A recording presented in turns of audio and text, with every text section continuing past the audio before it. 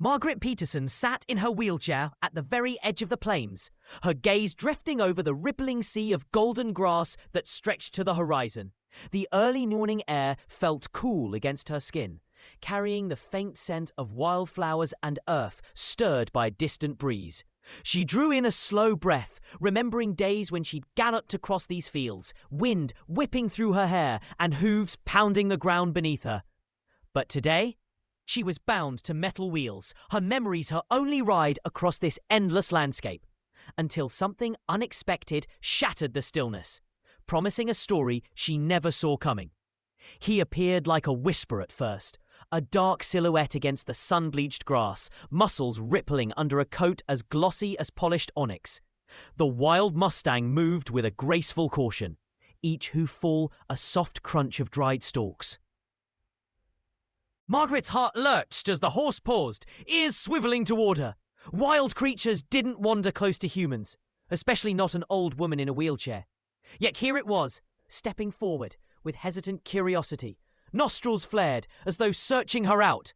What did this untamed spirit want with someone so tethered to the ground? Years back, Margaret had made this humble house her sanctuary. Inside, photographs lined the walls, her in riding boots, mane swirling behind her, exuding a freedom she'd almost forgotten. 2 decades ago, a collision on a rain-slick road snaps that life in half, leaving her paralysed from the waist down and confined to her porch to watch the world keep moving. Her granddaughter Emma brought groceries and laughter once a week, but most days the silence lay heavy. Those plains beyond her reach felt like a reminder of stolen wings, until the Mustang breached the boundary of her solitude. That crisp morning, she summoned courage and leaned forward, touching the wheelchair's iron arms until her knuckles blanched. "What are you doing here?" she whispered, voice trembling like a leaf in the wind. The horse flicked its ears, as if acknowledging her words, then crept 20 feet closer, its dark coat shimmering under the sun's first rays. Margaret's breath caught in her chest. She expected it to bolt at any moment, but instead it lingered, nostrils quivering. Then, with a flick of its tail, it turned and vanished over the hill, leaving her sitting alone, pulse roaring in her ears, and wonder fluttering back to life in her chest. When Emma arrived later that afternoon, Margaret tried to describe the encounter, but her words seemed too simple for such an impossible moment. "A wild horse came up to me," she repeated, awe thick in her voice. Emma laughed gently. "Grandma, maybe it was just a vivid dream." But Margaret shook her head. The memory too vivid, those amber eyes, the way the grass bowed beneath each step. She sensed their story wasn't finished, that something larger was at play, and deep inside, a spark of hope flickered. The next dawn, Margaret wheeled herself out as the horizon blushed with pale gold.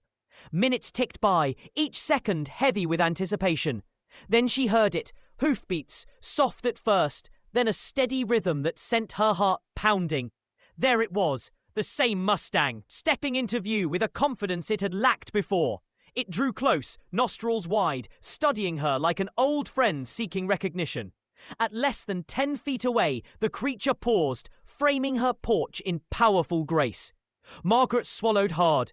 Could she truly bridge the gap between their worlds? She raised a trembling hand, fingers outstretched. "Hello," she murmured.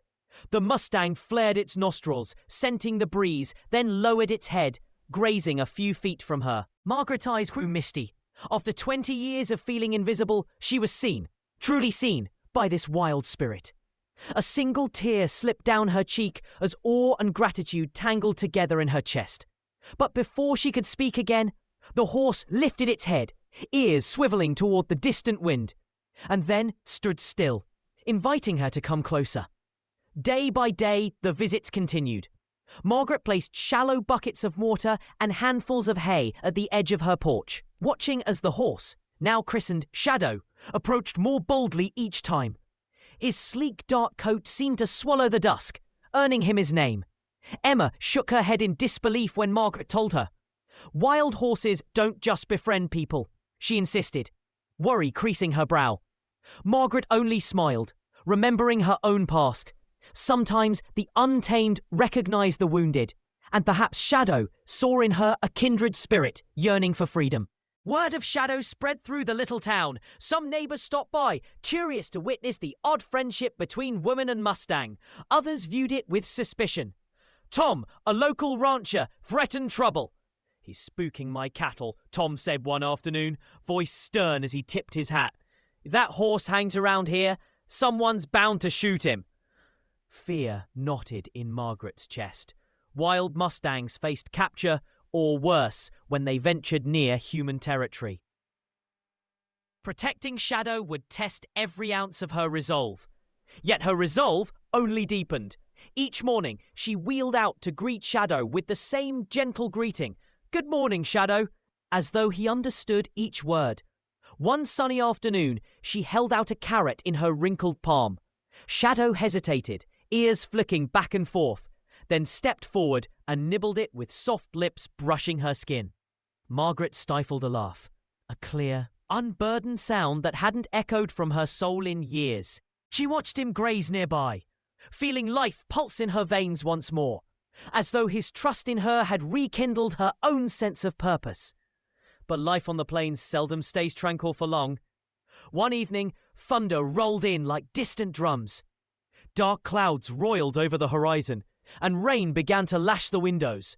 Margaret's heart pounded. Shadow had not come that day. She pressed her hand to the glass, imagining him caught in the storm with no shelter. The night stretched on, wind howling as though mourning alongside her. When dawn finally broke, the plains glistened like a wounded beast, grass heavy with water. Margaret hurried to her porch and scanned the sodden landscape until her breath caught in her throat. There, limping across the mud, was Shadow.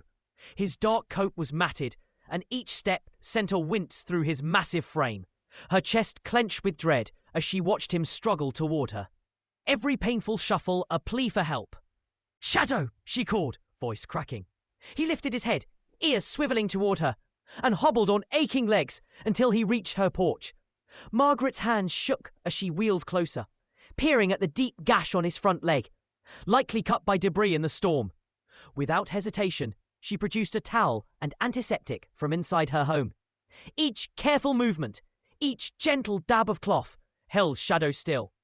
His dark eyes, shining with a quiet vulnerability, met hers as though he understood the kindness in her touch and the depth of the bond they shared. News of Shadow's injury rippled through town. Some neighbours voiced concern, but Tom scolded her anew. "You're making him dependent. It isn't natural." Margaret set her jaw. "He needed help," she said softly.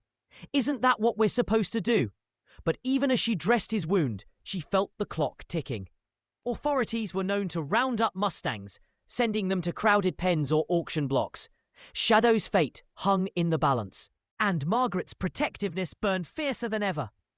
A week later, Tom strolled onto her porch, brow furrowed. "The county's got complaints," he said quietly. "They'll be here next week to round him up." The words felt like a blow to her ribs.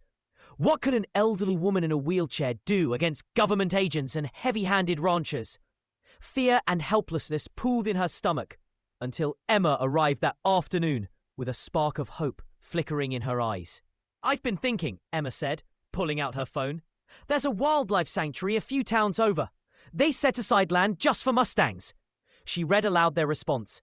They would welcome Shadow, if only he could be safely transported. Margaret's heart leapt, but logistics loomed like a mountain. A horse trailer, a veterinarian, and above all, winning Shadow's trust to coax him aboard. In the days that followed, planning and practice consumed them. Emma arranged the trailer and vet. ... Margaret spent every spare moment with Shadow, speaking to his flank in soft tones, guiding him closer to the porch. On the morning of the move, tension crackled like static in the air. The vet and Emma formed a gentle barrier, coaxing Shadow toward the open trailer with soft words and patient gestures. Margaret wheeled herself close, voice steady even as tears glistened in her eyes. "You're going to a place where you'll be safe, I promise," she whispered. Her heart trembling with love and guilt. Shadow's hooves clattered onto the ramp, hesitated, then climbed into the trailer. The door closed with a final thud that echoed through Margaret's chest. As the trailer pulled away, she watched until it disappeared over the horizon, the plains yawning empty before her. A single tear traced her cheek as the sky swallowed her companion, and the world seemed quieter than before. Back home, the routine returned, but it felt hollow. Each morning, Margaret wheeled onto the porch, expecting to see Shadow's sleek silhouette against the grass, only to find sunlight dancing alone. Nights were restless. Her thoughts replayed his departure, his trusting eyes, and the echo of his hooves. Then, one afternoon, Emma called with unexpected news. "Grandma, they want you to visit. Shadow's doing wonderfully." Hope nudged aside her sorrow, and together they planned the trip. The sanctuary lay in a sheltered valley, green and rolling beneath a sky of restless clouds. Margaret's chest tightened as she stepped out of the car, wheelchair wheels crunching on gravel. Emma by her side. Ahead, pasture stretched wide, dotted with grazing Mustangs. And there, at the fence's edge, stood Shadow, heeled, limping gone, coat gleaming under filtered sunlight. He lifted his head, ears twitching toward Margaret's voice. For a moment, time stilled. Then, with deliberate grace, Shadow walked forward until its soft muzzle pressed against her outstretched palm. Tears she thought long dried fell freely as she whispered, "You remember me." In the hush that followed, the world felt right again, and Margaret knew their bond had weathered every storm. They spent hours together, Margaret stroking Shadow's neck, sharing stories of the plains and of trusting again. When it was time to leave, her heart ached, but she felt peace. Shadow was safe, free to run as he was meant to, and part of her would always ride beside him. "Be happy," she whispered, voice thick with love. "You'll always have a piece of my heart." Homeward, the car moved through fields of sunlit grass, a gentler silence enveloping them. Margaret felt a lightness she'd not known in years, a quiet joy born from knowing she had made a difference. Her mornings no longer waited for Shadow's return.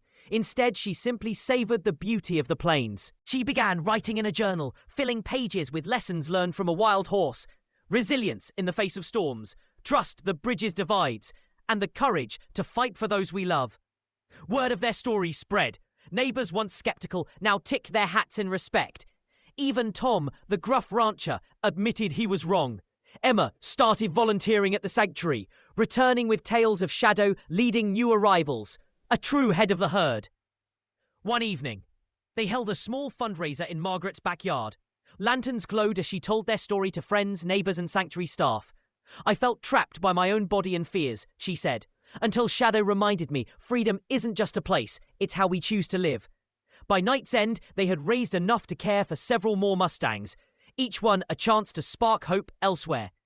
Seasons turned, and Margaret's visits to the sanctuary became a treasured ritual. Each greeting with Shadow's gentle nuzzle reaffirmed an unspoken bond that had transcended age, ability, and species. On a crisp autumn morning, she sat once more at her porch's edge, watching sunlight weave gold into the grasses. She closed her eyes and whispered her thanks to Shadow for teaching her what it truly means to feel alive. Proof that the wildest friendships can heal the deepest wounds, and small acts of kindness can change the world, one heart at a time.